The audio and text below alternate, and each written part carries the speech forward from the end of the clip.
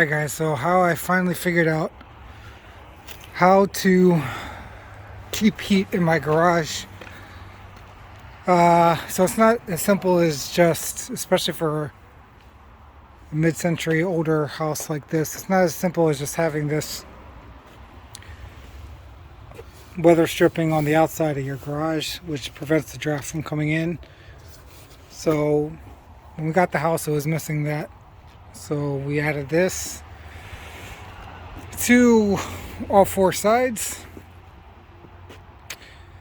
So that helped a little bit. We did that about six or 8 months ago. That helped a little bit with keeping the heat actually in the garage and not letting cold air get in.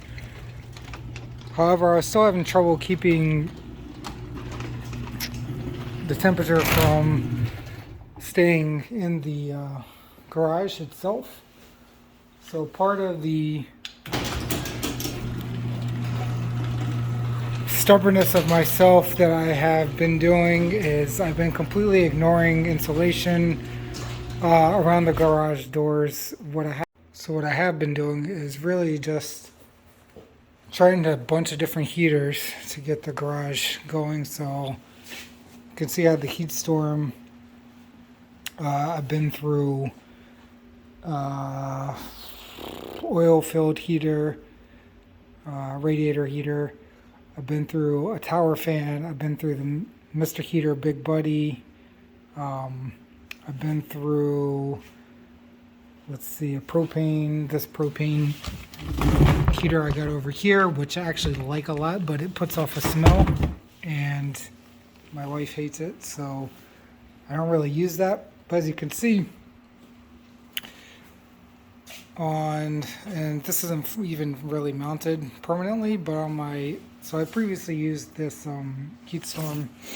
It's really popular, but I previously used it about 2 years ago. I couldn't get the temperature to come up no matter what I tried. In the dead of winter, it would stay around 40 degrees. And if you see now, I mean, it's a warmer day in the winter, but I've had it when it's down to like in the 20s, and it's been around 60 degrees in the garage.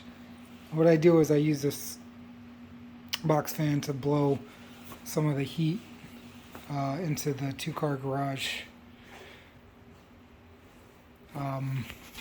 because it gets a little bit just centered in this one spot. So the heat storm isn't great with circulating air, it just kind of pushes it out, but the fan really helps in circulating. Alright, so what I did do to further insulate the garage, and this is after really like 2 years of experimenting,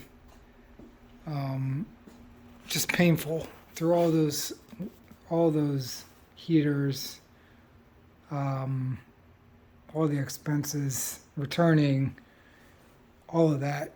I think I finally got it to where, okay, it's not warm in here, but at least it's comfortable. It's 60, mid 60s.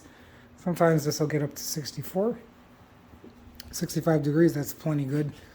If I need something a little more, I can always use another space heater. The other thing I did was, so I didn't have this dedicated outlet over here. So I did get a electrician to install this all the way from our breaker box, which is on the other side of the house. And he drilled a hole through the wall, through the foundation, set that all up. It's a 20 amp unit. It's got Wi-Fi connected to it. It's a Wi-Fi outlet. So I can run this heat storm on high if it needs to be. So originally I had it on high the first week or so to get the temperature up, and now it's on auto. So usually, since the temp's maintained and I figured out the insulation, I've been able to just keep this on auto mode, and it kicks, it kicks between low and high depending on what the temperature looks like. Usually it's, if it's colder outside, it needs to adjust itself. Previously, what I had it on was this outlet over here, which shares with 3 other rooms the breaker. So that wasn't working. I could never put, if the heat, any of the electric heaters were on this outlet, I could never put it on high. It could only be on medium. Otherwise, once it went to high, it would be tripping the breaker.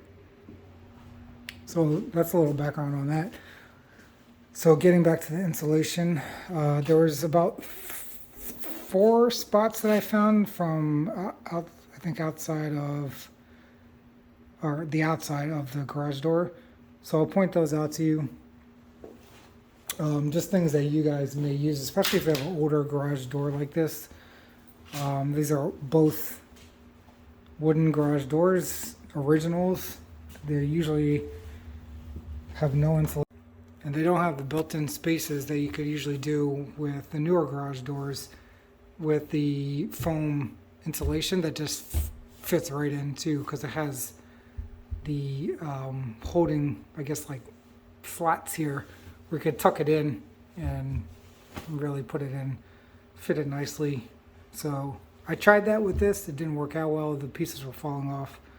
I tried to just screwing it down with some screws. It wasn't even worth, for the temperature difference, which was like 2 or 3 degrees, it wasn't worth it. But what I have found is there's 4 spots. Those 4 spots, number 1 is the most obvious, which is down here. So I have a gap, which you might be able to see if I turn off the lights. And you'll see, if you have a gap, you'll see during the daytime, you can sometimes see a gap come through with daylight. You can faintly see it over here. I don't know if you guys can see it. Yeah, so you can see a little bit of daylight there. I don't know if I can get it on camera. There you go. That's a better shot of it. So you definitely see some daylight coming through, and if I put my hand over here, I feel a little draft. So I did the test just to put some towels over here. I did that about a week ago, and that's when I really saw a difference in combination with 3 other spots I'm going to show you. So that's the first one. And then, so the other 3 spots I found were really focusing around the sides and the top. So up here, so there's a cutout of the garage door. If you see down here where the cutout meets the actual, I guess the actual front of the wall that goes up when we're outside, there's no insulation there, and I put styrofoam in between this gap here, and then also did some caulking. So that took care of both sides up there. The other thing I did was, and this is ugly, I still got to cut this off. I think for when they created the garage door, there was a hole essentially here with facing the outside that really a large amount of cold air was coming through, and the bricks, there was bricks here I think that were kind of like supporting it from the inside, but it was like in this little notch up here, but it didn't protrude out. So there was basically this whole face here was empty, and a lot of cold air came pouring in. So this is just spray foam insulation in a can that I sprayed. It's ugly, obviously. That you can just cut off with a rotary tool or a knife to even it out. But I still going to spray a little bit more up here, I think. I put some caulk in there as well. But I filled everything up, so it actually comes closer to where the end of the foundation meets. That was a big one, and then the last one was, if you see where the garage door meets the foundation, if you see this caulk here, I caulked all the way up and down. So all the way up and down to here. down to the floor. I caulked the connection between the garage doors, so this is the wood base and the foundation. So their air was escaping from the or coming in from the outside and escaping into here. And once I caulk that, there's no more draft. So I guess with 1, 2, 3, 4, and this one isn't even really resolved yet. I need to get better weather stripping that closes that gap at the bottom. The temperature's held steady, so without that, I could get it up to around the low 50s maybe on the heat storm. And using the fan, and now that I really focused on the insulation, and I've really been stubborn about not thinking it's insulation, just trying to troubleshoot with like more powerful heaters or different techniques or different heaters, thinking that would solve the problem. This insulation sort of closing the gap of the insulation, along with running this on high to get it up to a normalized temperature, solve my issue.